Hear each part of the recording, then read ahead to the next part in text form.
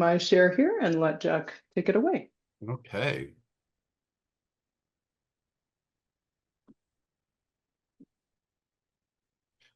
All right, let's get started.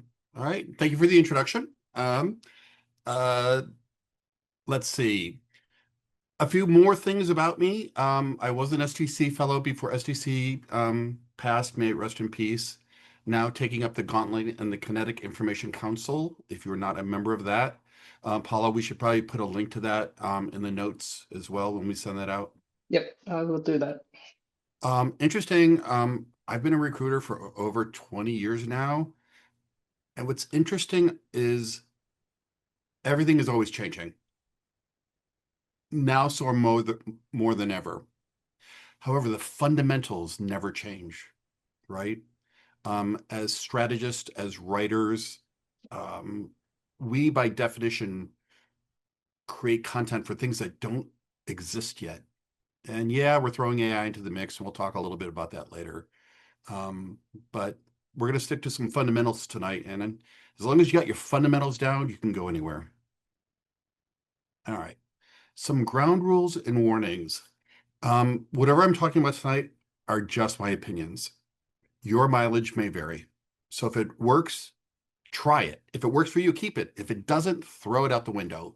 Because what works for Jenny may not work for Paula. So do your own A/B testing. Next, this is group participation. This is not me talking at you endlessly for 45 minutes to an hour. Actually, it'll be much less if nobody participates. I will be asking questions.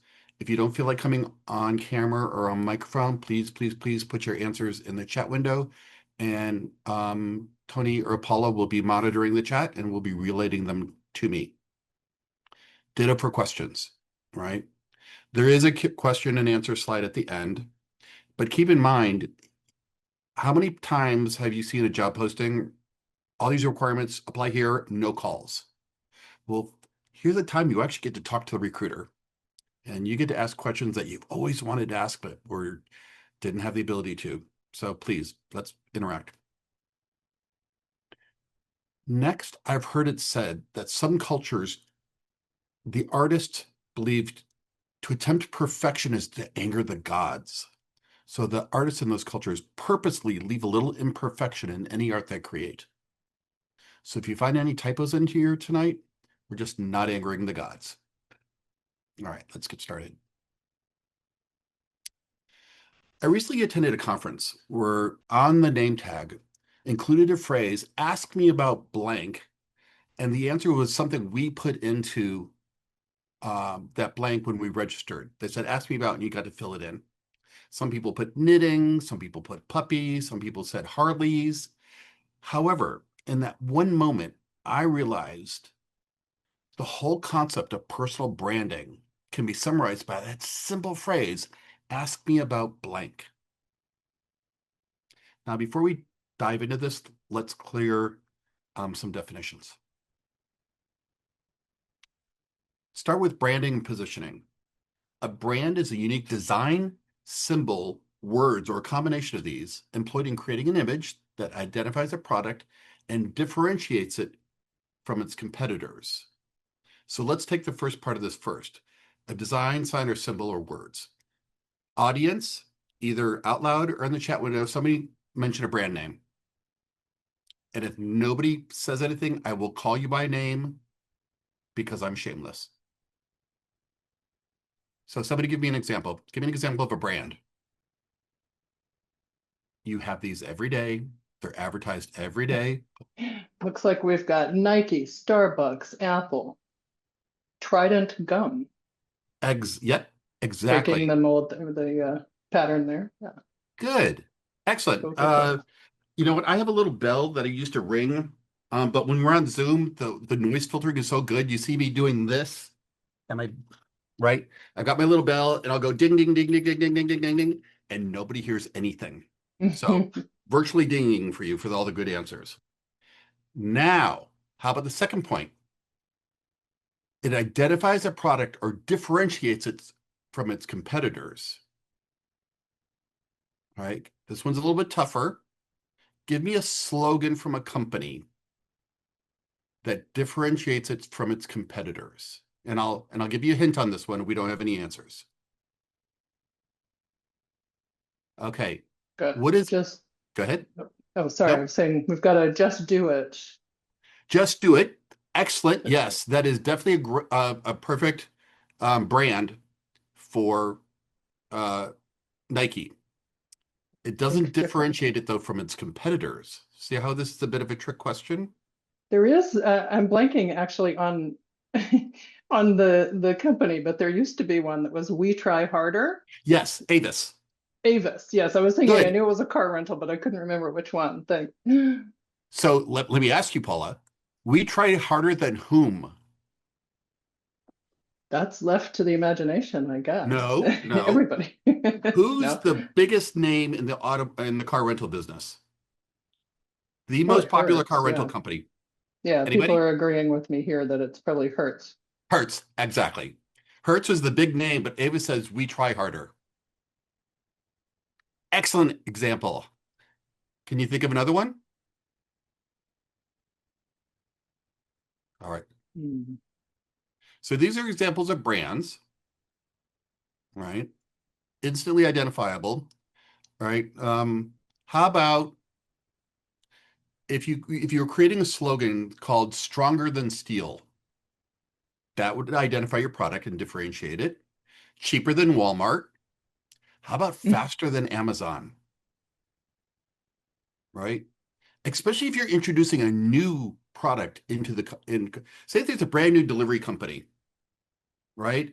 And it's a food delivery company, and they said like we deliver food, and their slogan is faster than Postmates or faster than Uber Eats. You know exactly what they do because you're like Uber Eats, but you're faster than Uber Eats. So that brand both identifies what they do and differentiates it from their competitors. Any questions on this from the audience?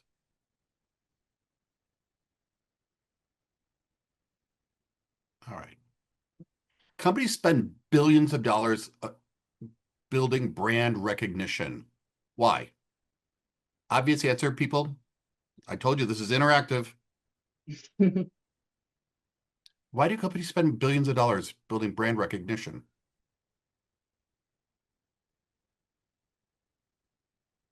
Jenny, I'm asking you. I told you I'd call on you. We got Come a off few in mute. the chat too. All right, I'll just go for it. Here's some Because in the chat. Jack, oh, sorry, we no, do have a okay, go. few. No, no, no, no, go for it. Yep. Yep. Santiago says be top of mind. Rachel Good, says loyalty and repeat consumption. Ogajan good. says distribution is more important than product. That's interesting. Interesting. Daniela says trust equals sales. Daniel says visibility. Yasmin says to stand out. Vonetta says because it creates lifelong loyalty. Praful says create demand. Jennifer says to stand out and make a profit. Good. Danielle got it at the end. Everyone else was absolutely true. You want to be identified, you want brand loyalty, you want to stand out. Why?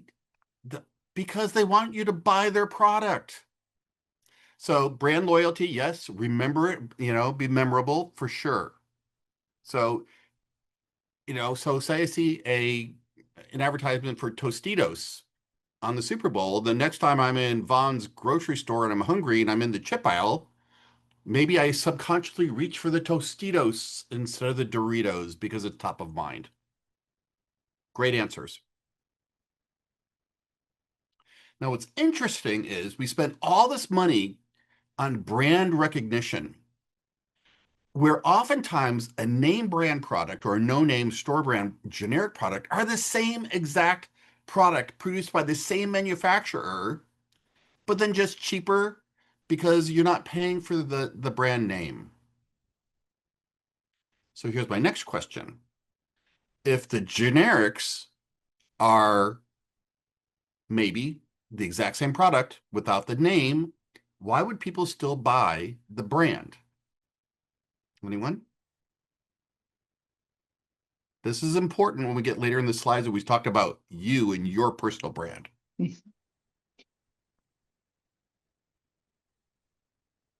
We have let you unmute yourselves, by the way, folks. So if you want to actually speak, I can read things out too, but I'd This like to is a hear from really, you as really well. important point, so I'm not going to just gloss over this one. Yeah. Okay. Well, let me read what's here, and then if anyone wants to speak up as well. So Okay. we've got Tolawani saying the brand is more trustworthy. Paula, the other Paula, says trust. Mm-hmm. Daniela says they don't want to feel cheap. Mm-hmm. Vonetta, because people want to be perceived as using the best. Good. Jennifer, the brand is known and trusted. Rachel says they are buying an experience. Yep. Ogajan says quality or perceived quality. Ooh, Chitra says trust and popularity. great. Santiago, you have something you want to add? Yeah, I think the catch is sometimes the manufacturer is not available like knowledge on the first moment of truth, right? When you're looking at the shelf, sometimes, yeah, it can be made by the same manufacturer, but it's not public knowledge, Correct. right? Yep. But I mean, but assuming that if the consumer doesn't know that is the like assuming that the consumer actually knows is the same manufacturer, then it's definitely they will pick more expensive a lot of times for the experience and Yep. for being part of the feel good about purchasing something that is the trust, right? As they mentioned as well. But for many Correct. manufacturers Yeah. it's not Right. common knowledge between the private label and the branded one, no? Yep. Yep. No, absolutely right. In fact, all your answers were absolutely correct, but only one of them had the keyword that I was going for on my next slide. What matters is that consumers perceive that the brand is better and therefore buy it, usually at a higher price than a non-branded generic equivalent. Why is perception important in this slide? And we're talking about laundry soap, right? But again, we're going to be talking about you and your branding next, right? They buy it because they perceived it to be better. They trust it because they perceive it to be trustworthy. Somebody mentioned status. They don't want to be they want others to perceive them to be cheap, right? It's all about perception. And we're going to talk next about how are you being perceived in your industry. By the way, I have to say we promoted this event fairly widely, and even though these slides are meant for either content strategists or content producers, we have some non-content people on the call. I'm thinking. Keep in mind, even though the examples I'm going to be giving tonight have to be doing with technical writing and content strategy, it doesn't matter if you're an insurance salesperson or maybe you are a shoe shiner. The same basics apply across careers. Okay. But everything you just told me was absolutely right. So dings for everybody. Okay. So we've been talking about branding, but up till now it's been branding and positioning. And I'm going to circle back to the difference between the two. We talked about this a little bit up front, but I want to dive a little deeper. Positioning is to communicate about a product or service by comparing it to a better known product or service, right? This is where stronger than steel, faster than FedEx, or cheaper than Walmart come in, right? Especially when you're introducing a new product, right? Now, this also, though, differentiates from your competitor. We talked about, um, uh, let's see, Paula mentioned Avis. We try harder, right? One thing I love about BMW, it's the ultimate driving machine, which basically means we're better than everybody. Can anybody else think of another positioning statement? Not just brand, but a positioning statement, how to differentiate a company or a product from someone else. A little bit harder still.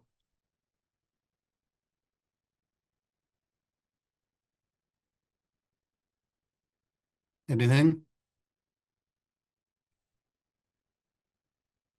All right, I don't want to beat this if no one's jumping in. All right, let's go on. In each of these above cases, the phrase identified what makes the product different: speed, price, or quality. Have you heard the saying, quality, speed, or price, pick two? Anybody not heard this before? I can give it to you fast and I can give it to you cheap, but it's not going to be very good. Or I can give you something really good and really fast, but it sure as heck isn't going to be cheap.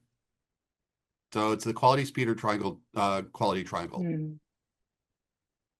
So they're identified what's the product better. We're better than Walmart. We're faster than FedEx. We're stronger than steel. And then a better known product or company against which the item is positioned. So Jennifer offered the quicker picker upper in Yes. that. Yes. Yeah. Excellent, excellent example. Yep, love it. Anybody else want to throw one in before we go? Because see, if you participate, I happen to be a tactile learner. If things don't go through my fingers, I don't remember them unless I look at the materials again. Mhm. So that's why I love taking notes and texting. But no, quicker picker up is perfect. All right, let's go on. Now, let's talk about the power of branding and positioning. Philip Morris originally launched the Marlboro brand cigarette in 1924 as a women's cigarette, and advertising was based around how ladylike the cigarette was. In fact, when they first sold the cigarette, the filter was taped in red so it wouldn't show a lady's lipstick. They were that advertising it to that demographic. However, when smoking was linked to lung cancer in the 1950s, Philip Morris repositioned this Marlboro as a man's cigarette because women stopped smoking far more than men did. But how are they going to approach this? Because up till now, it's been known as a woman's cigarette. Well, men said they might change brands, especially to a filtered cigarette, which Marlboro was. They were concerned about being seen smoking a cigarette marketed to women. God forbid you be smoking a women's brand cigarette, right? So they rebranded. And they started using a series of manly figures in the ads, starting with a cowboy. They then went to a sailor and like a lumberjack, but the Marlboro ads bit the best. So they just stuck with the Marlboro Man over the years. Within a year of doing that, Marlboro's market share rose from less than 1% to the fourth best selling brand of cigarettes in the United States. Maybe worldwide, but let's just stick to the United States for now.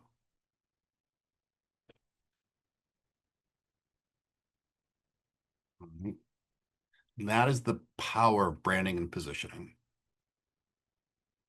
Okay, let's talk about personal branding for a minute. Branding and positioning obviously apply to selling shoes or laundry soap.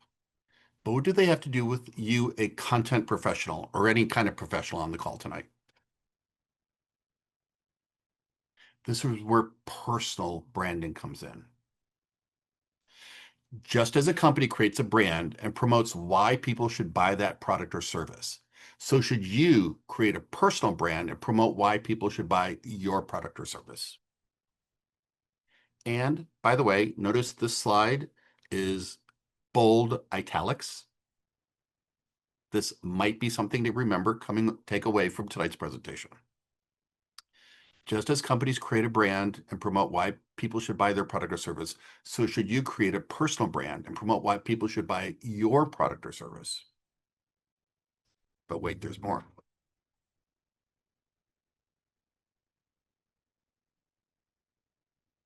Back in 2000, Scott Abel and I wrote an article for the STC Intercom magazine, 2012. We asserted that technical communicators were in danger of becoming a commodity, a product or service to be acquired for the lowest possible price given an acceptable level of quality. A good example of this is a generic paper towel. Known paper towels, a paper towel is a paper towel, right? A commodity, something acquired for the lowest possible price given an acceptable level of quality. Why? Because many companies do not perceive the value individual technical contributors bring to their organizations. Anybody want to take a stab before I go into my next sentence on why this might be the case? And by the way, I've been hearing this for decades. Technical communicators are, oh, they don't value what we do. I never get any recognition. We're not seen as part of the product development team.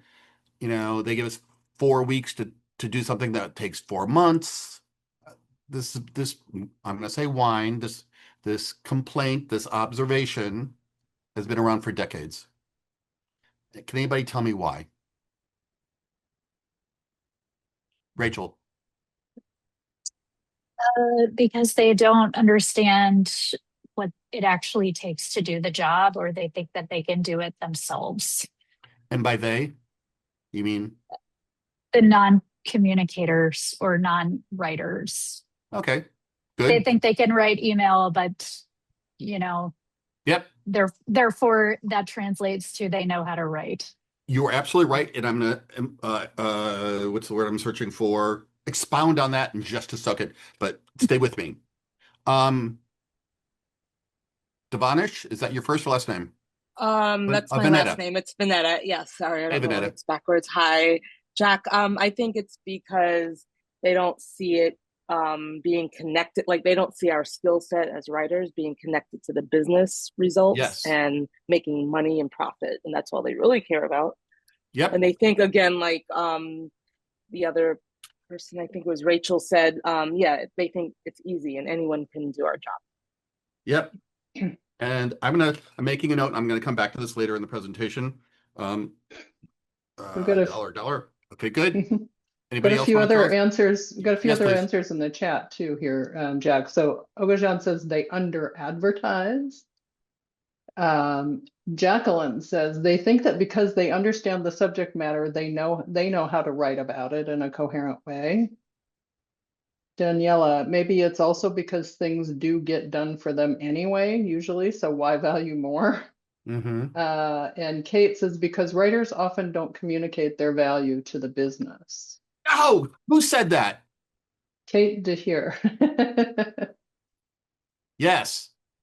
And right. Because lack of personal branding. If you were doing your job to educate management about what you do and how valuable you are, they would value you more. It's lack of communication. It's lack of branding. We are not the person that just sits behind a cubicle wall typing till our fingers bleed. Oh my God, the writing part is what, 10% of what we do? We have interviewing skills and strategy skills and personal negotiation skills and business analyst skills. So many. It's like the proverbial iceberg. You see this much of the job, but it takes this much of the job underwater that you don't see, or duck paddling fast under the water. Right? So excellent answers. We're getting to the root of the problem, and we're going to talk about how to fix that. Or not. But yeah, we are. Any questions or comments up till now that we didn't cover yet? If not, let's press on. I would just say that in all fairness, it can be really hard to measure your impact if you're a tech writer. But I have a feeling you're going to talk about that. You know what? That's what my note was about. But since you brought it up, and since if we were in person, I would be throwing chocolate to you right now. Not unlike how they throw sardines to trained seals when they perform, I usually bring chocolate. When people participate, you get chocolate. So here's a virtual chocolate. I know exactly what you're saying, but look at it this way. No, Kate, stay with me. Stay unmuted. Currently, what kind of organization do you work for? I'm not currently working, but I'm starting a consulting business soon. Okay. When was the last time you had a full-time staff job? A year and a half ago. Okay. What kind of company was that? A Fortune 500 company. Financial, retail, Tech, consumer software. Okay, so it was a software company, and you were doing the documentation for one of or more of their products, right? And UX writing, yes. Okay, great.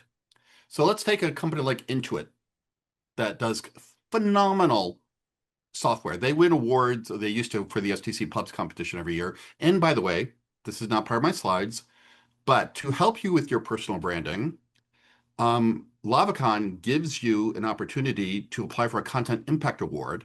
You don't even have to come to the conference. All you have to do is document a positive impact you made at your organization.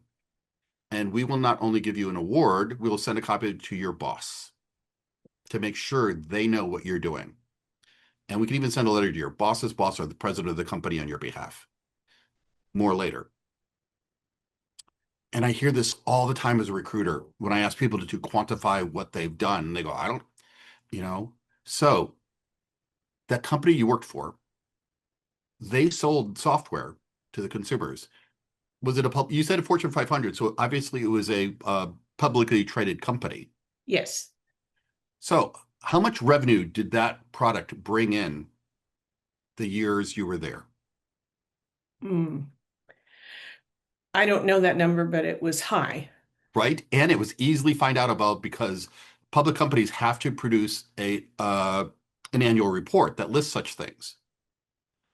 So if you were part of the product development team that generated $1.2 million worth of revenue for your company, by golly, you were part of the product development team that generated $1.2 million of revenue for that company. Is that in your resume anywhere? No, it's not. Is anybody on the call have anything like that in your resumes? If you're not, you should. Because you're not a commodity. You are part of a product development team, whether it's a user UX writer, a content designer, a tech writer, instructional designer. I don't care where you are in the content ecosystem. You are part of the product development team that generated millions, if not billions of dollars of revenue for the companies you work for. Find that number, put it in your resume. Okay? That's the second thing you should leave with tonight. Jack, we've got a good comment in the chat from Daniela saying, I think it's common for leaders / companies to see communicators / writers as tools rather than independent thinkers that add value to the thinking that's already been done. Perhaps the personal branding is about de-objectifying ourselves. Yeah, absolutely. Let's move forward because I'm going to talk about just that. All right, now, remember earlier in the presentation, I said people will pay more for a brand name product than a generic product because they trust it or they understand it or they have loyalty to it. Personal branding and proper positioning communicate why companies should buy your services and pay the rate or salary you want to be paid. I guess I should have put that in bold italics, maybe red blinking lights too. All right, I'm going to say it again. Personal branding and proper positioning communicate why companies should buy your services and pay you the rate or salary you want to be paid. This is how you break out from being a commodity. This is how you break out from being an afterthought. This is, what's the word somebody just used? Not a commodity. Who just talked to me? You used a great word just now. Kate. Yeah. What did I say? It was either you or Rachel said that companies perceive you to be a blank. I said and we need to fix A that. tool. Yeah. A tool. Thank you. Tool. Yeah. I don't want to be seen as a tool. I want to see the brilliant brains behind the operation. And you don't do that unless you brand yourself and position yourself. And I'll show you some examples in a second. I don't know if anybody knows Andrea Ames, former STC fellow, and someone who rose to the highest level of anybody at IBM when she was working there before she started her own practice, who rose to that level of the company from a TechCom content background. When anybody asked her, what does she do for a living? Or asked her within her company, what did she do? She says, I solve business problems. Not I'm a technical writer, not I write release notes, not I'm a user advocate. While she actually may do those things as part of their job, that's not the way she approaches her job. And it's certainly not how she defines how her corporate mission or how she fits in the organization. I solve business problems. What a great personal brand. It instantly communicates what she does inside the organization. And if there's a layoff, who do you think they're going to lay off first? The person solving all the problems? No. They're going to lay off the person they don't know what they do, or they think they're a commodity, or the engineers can write the manual. See the difference? You want to proceed. I have a whole separate presentation. Maybe next year, Paula will do that one on how to build a business case and how to position yourself as a profit center that generates revenue for your company versus a cost center, something to be gotten for the lowest possible price. I personally would want to be perceived as a profit center. That's why marketing gets all the money, all the budget, because they're perceived to make money for the company. If technical writing or tech comms is not part of the marketing department, or maybe even the product development department, and if it's some bastard child in testing or qual somewhere, QA somewhere, you're not going to be perceived as an integral part of the product development team that generates revenue for the company. Kate, did you raise your hand there? If you were at an auction, you just bought something. Okay. We do have a question from Christy in the chat saying, what about hiring managers looking for direct impact, impact numbers, stats of your contributions as a content professional? That is a whole nother presentation, but I'll try to summarize it in 5 words or less. 1, how many people, including your manager, know what the company's mission statement is and what their goals for the year are? I don't know. Well, how can you prove your value if you don't know what the company's mission statement is or what their goals for the company? Because your job is to help your company make the revenue targets, the new release targets, the market share targets. And if you're not tracking that, how are you possibly going to say you helped do it?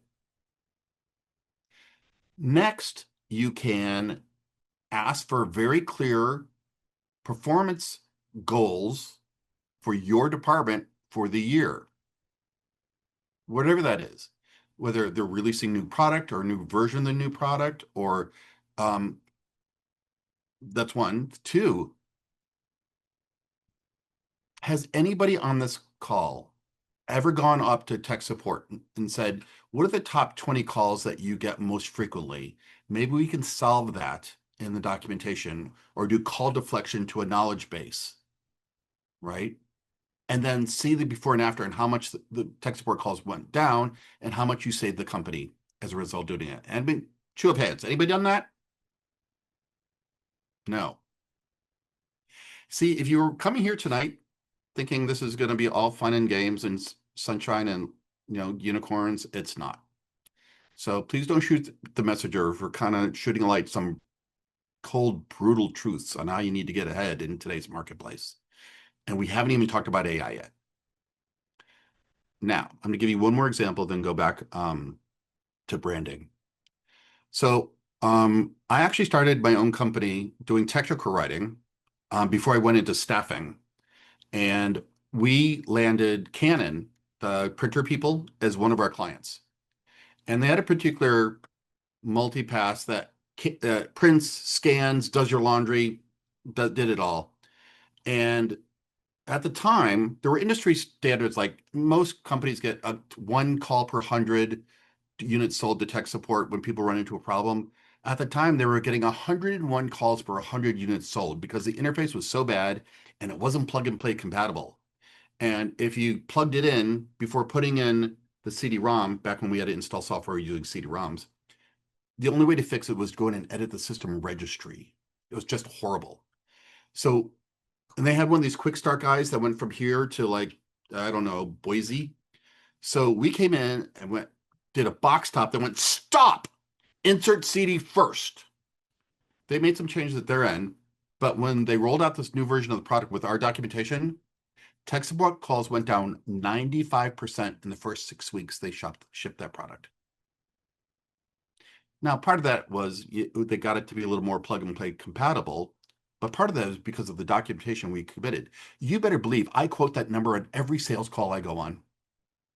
And back when I was a tech writer myself, every interview I went on, I said, listen, I could double my bill rate and still save you money. That's never worked, but I'm hoping it will someday. But I had the numbers to back me up. All right. See, I'm just kind of driving this point home that you need metrics, right? You need to be able to justify the impact you're making on your company if you want them to pay you more or hire you, or if you're a consultant to charge the rates you charge. Somebody just posted something on LinkedIn today. I think it was Kubi, Daniel Kubi, whatever his name, Dave Kubi. Anyways, there was a job posting. They wanted someone to come in and evaluate the entire content ecosystem, come up with a company-wide AI strategy, and they wanted to pay them $85,000 a year. I'm going, really? And that's what he was saying, and I was just agreeing with him. No, $185,000 a year maybe, but it clearly, whoever wrote that did not understand the scope of what we do as strategists, the impact of what we do, and how much money we could save with a valued reuse strategy. Ooh, I'm going to give you another quick story, then we'll press on because I want to keep this under an hour. Do we have any questions in the meantime?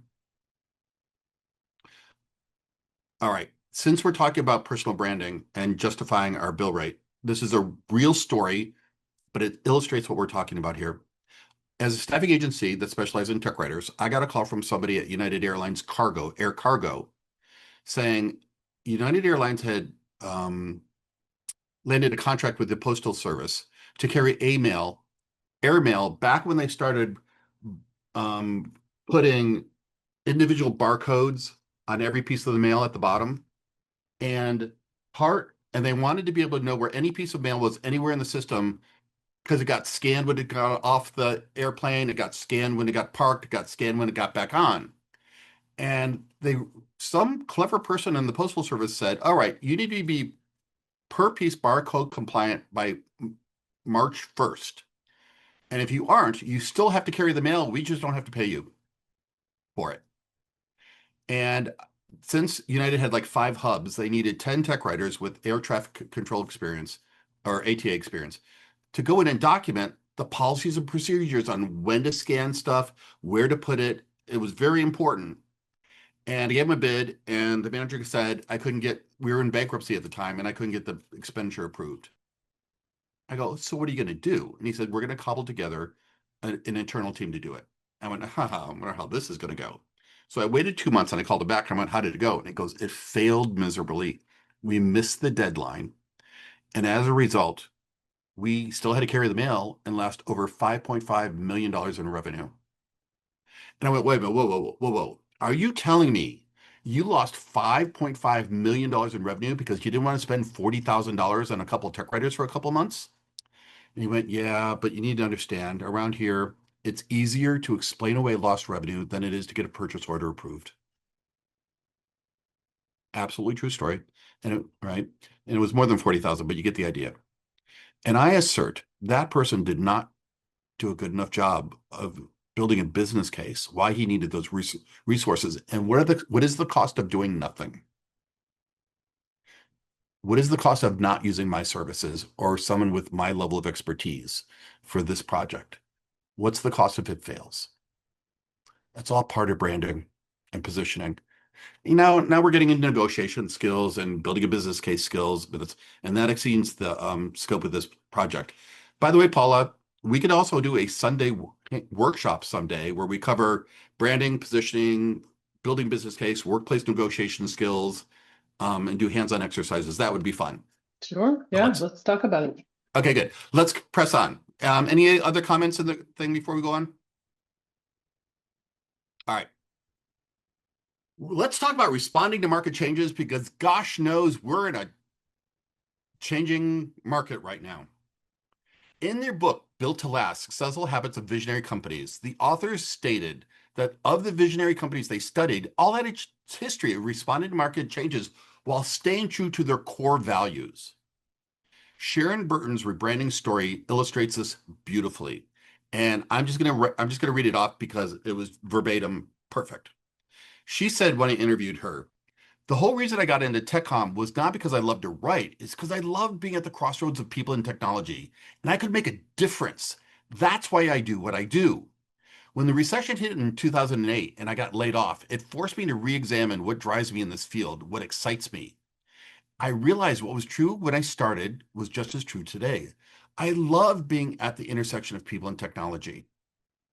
Unfortunately, writing online help topics just doesn't excite me anymore. But helping companies adopt a content strategy that gives people the information they need so they can go out and change the world, that excites me. Our industry is changing. We're in a content development revolution. Companies don't need just user manuals anymore. They need social media and webinars, YouTube videos, and multi-channel publishing and AI. These are the areas on which companies are spending money, and they need help to do it right. So the process of rebranding wasn't just calling myself a content strategist. It included re-educating myself and repositioning myself so I could effectively offer the services that companies need as the very ground beneath them changes. Oh my Lord, word. What a perfect example of someone rebranding and then repositioning herself to do what's needed and wanted in the market now. And they need help to do it right. Again, another quote. Alvin Toffler, an American writer known for his work discussing digital revolution, takes this concept of re-education a step further. The illiterate of the 21st century are not those who cannot read and write, but those who cannot learn, unlearn, and relearn. Sound familiar? And this was written decades ago. Okay, so I'm going to summarize this, open the floor to questions. But this is a good summary about everything we've talked about so far. How can you respond to market changes while staying true to your core values? What can you do so well that you can promote as a specialized service for which you should be handsomely paid? We're not talking about generic tech writing.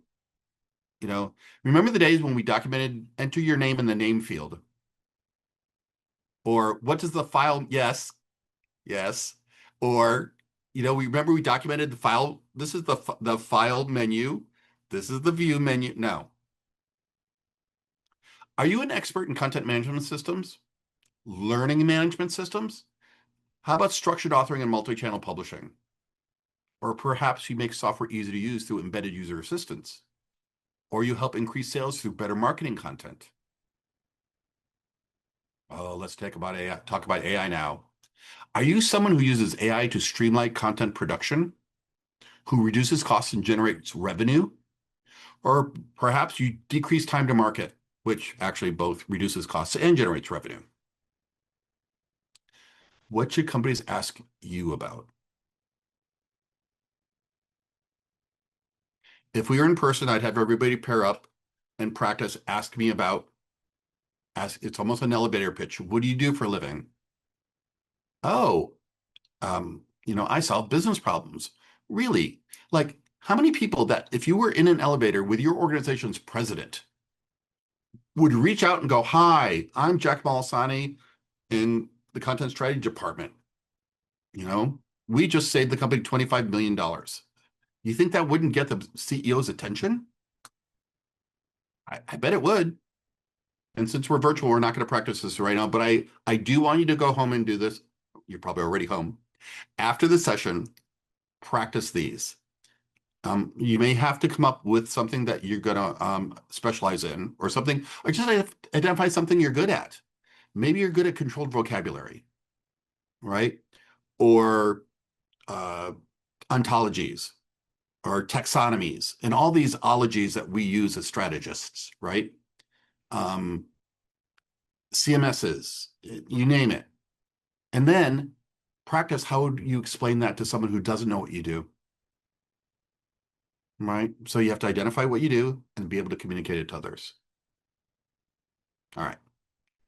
Enough with the homework. time for questions and answers or anything that I didn't cover up till now. And we've got about 5 more minutes left, 4 more minutes. We can we can go as long as we need. So don't Okay. so if there are lots of questions, well, unless you need to drop, Jack. I don't. No, I'm good. Okay, cool. I put this in the chat, but you can unmute yourselves and ask directly. But yeah, raise your hands just so we can make sure everybody gets a turn. I'm gonna even So it looks like yeah, I'm gonna stop Rachel has sharing. raised her So if hand. anybody wants to come off screen, Rachel, you got your hand raised. Go. Yeah, I'm curious about how one would position value of work that reduced liability versus contributing to like revenue. All right. I am a firm believer in the power of parables or true stories, as the case may be. I don't know if anybody on this call knows this, but when Target first launched their website e-commerce page, they didn't populate any of the metadata. Anybody on the call not know what metadata is? It's the information about the graphic or about the item, right? So anybody who's visually impaired can use a screen reader to read it. It will speak the description to you. Also, their checkout icon was a little tiny shopping cart icon in the upper right-hand corner of the screen that nobody could see, even people with us with glasses. So the ACLU asked them to populate their meta tags, and they came back and went, no. So they sued them. And I think it went up to either district or even to the Supreme Court. I don't remember what. But they're saying that the American Disabilities Act applies to a virtual storefront just as much as a brick and mortar storefront. And they got hit with like $25 million fine plus interest and penalties. I forget the actual number now, all because they were too lazy to populate a meta tag, or they would want to spend a couple $1,000s to populate a meta tag. That is the cost of doing nothing. That is the cost of not documenting. Have you ever gotten like bought a laptop or a desktop PC and it's stop, do not put a screwdriver in the back of the electronics? Clearly, someone must have done that for them to, oh, how about don't use your hair dryer in the bathtub? Right? These are all things. Okay, Tuluani, if I pronounce that right, you're next. Um, like things, don't put your hand inside the meat grinder. What's the cost of us being sued if we don't do that? So part of our job is to do what's called a SWOT analysis. SWOT stands for strength, weaknesses, opportunities, and threats. Right? And I would put, liabilities and accidents and preventing that as part of our job. And if your boss doesn't think so, go above him or her head, because now you're the only person standing between your company and a $25 million legal settlement because somebody in your company does not want to populate the meta tags on your e-commerce site. So you need to find that actual cases or find 25 cases like that, build a business case saying this is what we need to do and why, because this is the cost of doing nothing. Did that answer your question?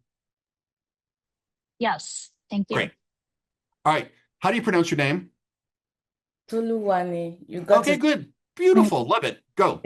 Thank you so much for this beautiful session. I've had so much to take in. I'm currently a PhD candidate and I'm trying to get into the career, although I have a little background before the start of my PhD. So the question I have is for someone like me that my background spans research, user experience research, that's what my PhD focuses on.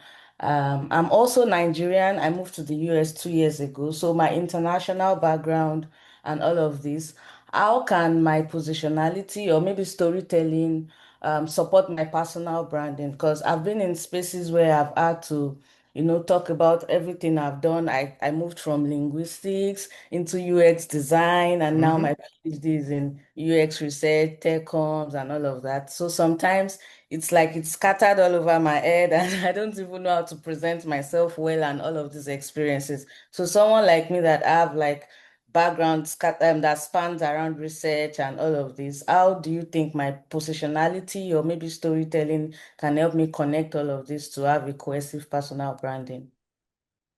Before I answer your question, I'm going to give a word of advice to everybody on the call, and it's going to be out of the blue, and you will not trust me until you do it. Take a class in improv comedy, like you see on Whose Line Is It Anywhere, right? One of the things I've studied improv, and one of the things I learned about so everyone says, "Oh, I could never think fast enough to do improv." And the funny thing is, the first thing they teach you is to stop thinking. Because if you're thinking about what you're going to say next, you're not listening to your partner. And the whole concept of comedy is yes, and you take whatever they give you and add to it, right? So if you take improv, you will never be thrown off by a question you weren't expecting. You won't be thrown off by someone who comes up with a really, what I say, stupid answer, because you go, yeah, that's great. We could also do this, right? So that also then teaches you to listen to what the person's asking for. And I'll give you another little pearl of wisdom. It's not in my slides. One thing I learned when I was interviewing for jobs is, one, what they were looking for was rarely what the posted job description said, right? So I would always ask when they said, tell me about you. I would always say, well, tell me a little bit about what you're looking for, so I'll have a context in which to answer your questions. And I was on this interview once and I asked her that, and she said diplomacy skills. And I went, This company had a bunch of brilliant PhDs who all thought they were right. And the writer would get conflicting edits. And most of the job was about negotiating skills, conflict resolution, smoothing feathers, and say, yes, you are the best, but we need to come up with a consolidated answer here. That was nowhere in the job description. And had I not asked that, I would have never gotten that job contract, right? So one, told Gwami, when you're talking with someone, don't talk, listen. Say, what problems are you running into that I can help solve? Then shut up. And then nod. Everything they say, nod. Mm-hmm. Uh-huh. Uh-huh. Yep. Done that for sure. Great. Now, if they ask you, how are you going to do it? Right? Then you go, then that's the storytelling time. I was at a project once and we had people from Nairobi and Kenya and Spain all on the same meeting. Everybody tried to talk over each other, and I got up there and went, whoa, whoa, whoa, everybody, one person at a time. All right, I'm the person in charge of this documentation. Spain, you go first, talk. Or whatever your story is, right? Or if it's a marketing story. One of my favorite marketing stories is when Chevy tried to, remember the car Nova, Chevy Nova? They tried selling it in Spain, in Mexico. Do you know what Nova means in Spanish? It means doesn't go.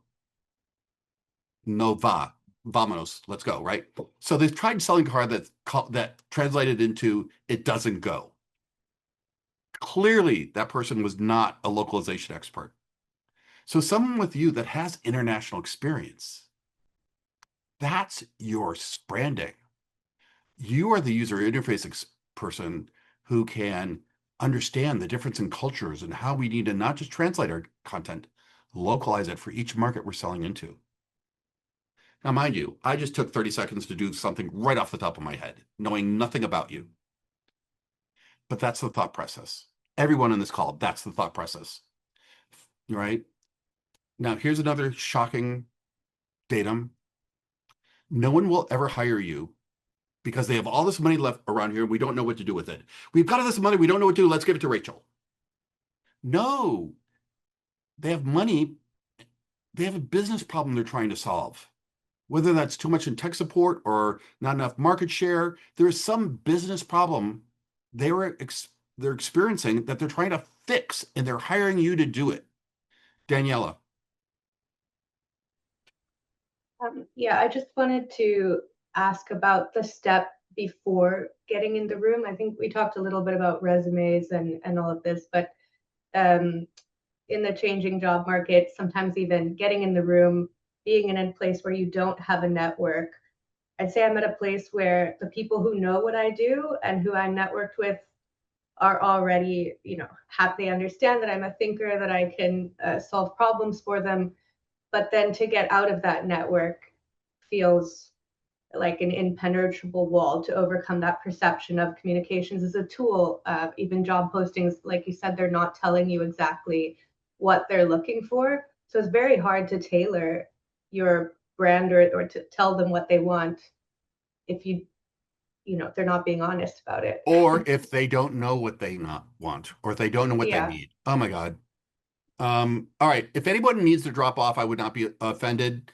If you have to drop off, do enter the drawing for a free entrance to LavaCon. You can choose whether in person or virtual, but the link is in the chat window. And Jack, forgive me for interrupting, but you also are offering a discount code for Yes.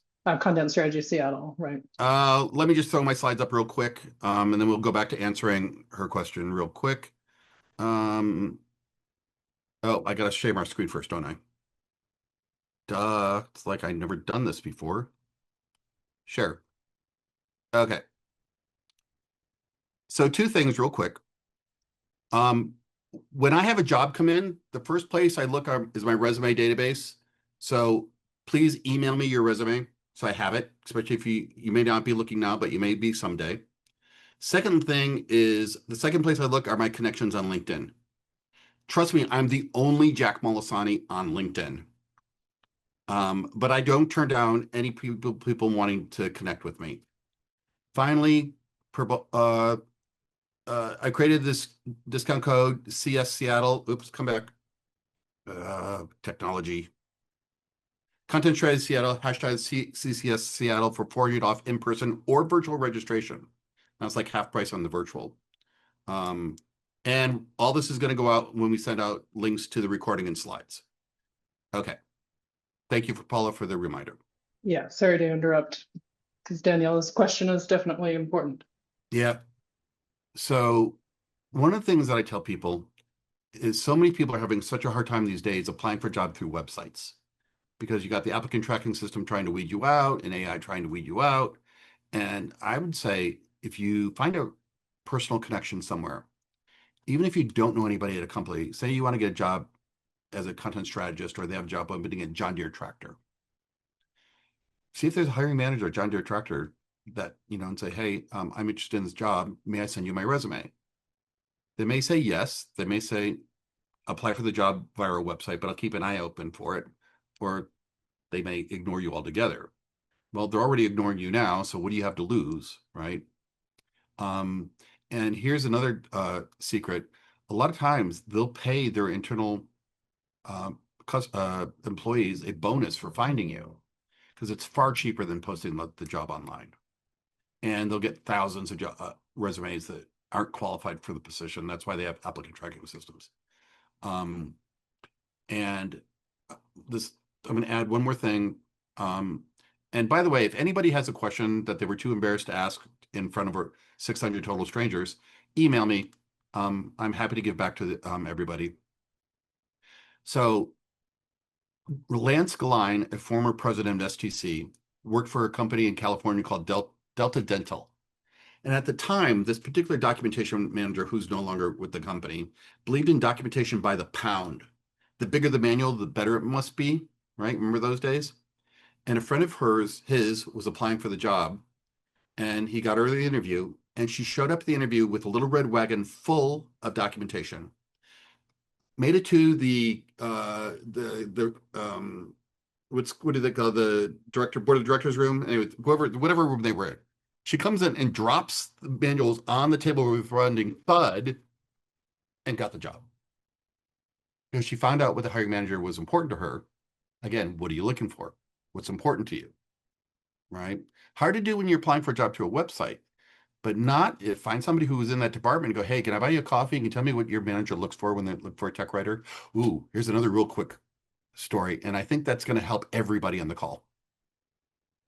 See, this is why I love networking, because none of these stories are in my slides.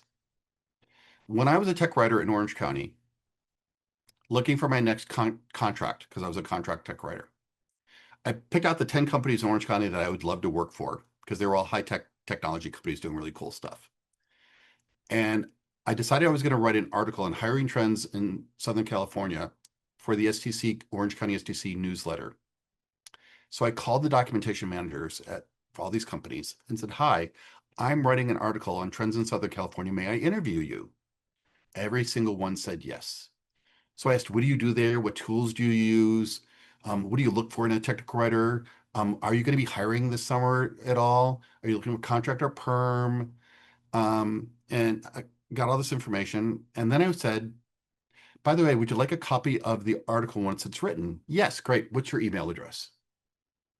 And by the time I was done, I knew everyone who was hiring, what they were looking for, and I had their personal contact information. And when I sent them the article, I said, by the way, my contract is coming up soon. May I send you my resume? Everybody said yes. I have never been unemployed. Well, once when the economy crashed, but that doesn't count, right? Because we were all unemployed then. But see how these are all examples of not just applying for jobs through websites, right? Now, granted, we may not have an Orange County STC chapter with a newsletter anymore, but there's no reason that you could kind of say, hi, I'm writing a blog post for Content Strategy Seattle. May I interview you? People love to be interviewed. They love to think they're important. Well, not think they're important. They have their importance recognized. How's that? Better wording. And then write the article. And then say, this is going to go on LinkedIn. It's going to, and the other thing I'll add, and we'll end off soon. I have a whole presentation on job hunting. I mean, really, Paula, we're just going to keep me posted. I'll be your guest speaker for the next 12 months. Not a problem. But one of the things I say is, rather than applying for a job, be so visible that people come ask you to work for them. So speak at conferences. LavaCon has no problem hiring people without previous LavaCon speaking experience. If you could just have something to say, give us a proposal, right? Write articles, write blogs, be so visible that people said, wow, boy, that's a great article on creating, controlled vocabulary. We need that. Are you available to come work for us? Or we have a project. So much better. People asking you to come work for them because, well, I don't know, I'm really busy, but I can probably squeeze you in. My bill rate is $250 an hour. I could probably drop that to 200. When do you want me to start? Not, oh, my bill rate's $25 an hour, 40. No, you're positioning yourself. You're an expert in your field and you command a bill rate to be handsomely paid. But that's another whole story. I don't know. Did that answer your question? Great. Okay, we're coming up on 15 minutes. Let's take one more question. Anybody else can email me afterwards if there is another question. If there aren't, we can go ahead and announce the winner of the giveaway. Tony Oh, is cool. Yeah, absolutely. And handling thank you that. everyone for entering your info. And thank you, Jack, for the amazing presentation. As a reminder, LavaCon's October 25th through 28th in Charlotte, North Carolina. We put the link in the chat a bunch of times, but it's lavacon.org. So you can attend virtually or in person. I'm turning to another screen with a random number generator. And now looking at what that corresponds to. Our winner is Jacqueline Sussman, who is on the call. Congratulations, Jacqueline. Wow, thank Yay. you. All All right. Really right. appreciate it. Jacqueline, Excellent. email me, jack@lavacon.org, and then we'll discuss which way you want to attend. Okay, awesome. All right. Thank So you. at this And point, re- before I give it back to Paula, I'm going to say thank you very much for inviting me. I had a ball tonight. I hope you learned something as well. Thanks for coming, and thanks for your time, Jack. And just one more reminder that if you did not win, but you want to attend, Jack did provide that that discount code, which was CS Seattle. We will post that all over our Slack and everything too, or reach out to us if you didn't catch it. Oh, just saw the kitty tail there. I'm easily distracted if a cat enters the picture. All right. With that, thank you again, everybody. Thank you, Jack. Hope everyone has a good rest of your day or evening, and hope to see you again at one of our next events. Okay. Thanks, everyone. Have a good night. Good night. Thank you. Thank you.